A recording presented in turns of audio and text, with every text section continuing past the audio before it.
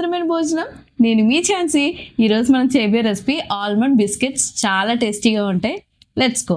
ముందుగా ఒక్క లైక్ చేయండి, అలాగే కొత్త వారైతే సబ్స్క్రైబ్ చేసుకోండి. బిస్కెట్స్ కోసం ముందుగా 250 గ్రామ్స్ బాదం తీసుకొని మిక్సీ జార్లో వేసి గ్రైండ్ చేసుకోవాలి. అలాగే హాఫ్ కప్ గీ, హాఫ్ కప్ పౌడర్ షుగర్ వేసి ఇలా మిక్స్ చేసుకోవాలి. ఈ ప్రాసెస్ మనకి 5 to 6 minutes అయితే పడుతుంది. తర్వాత హాఫ్ కప్ గోధుమ పిండి వేసి దీన్ని ఒకసారి కలుపుకొని గ్రైండ్ చేసి పెట్టుకున్న బాదం పౌడర్ కూడా యాడ్ చేసుకొని ఒక స్పూన్ రవ్వ అలాగే పించ్ ఆఫ్ సాల్ట్ యాడ్ చేయండి. చాలా టేస్టీగా ఉంటుంది.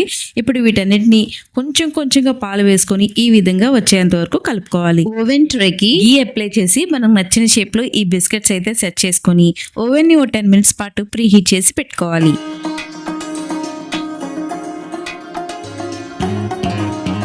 ఈలోపు బిస్కెట్స్ మరింత కలర్ఫుల్ గా కనిపించడం కోసం బాదం అనేది ఇలా కట్ చేసి సెట్ చేశాను.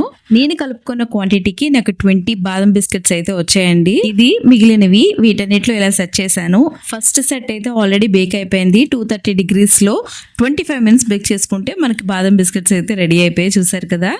మరి మీకు నచ్చిందా? అయితే తప్పకుండా ఈ రెసిపీని ట్రై చేయండి.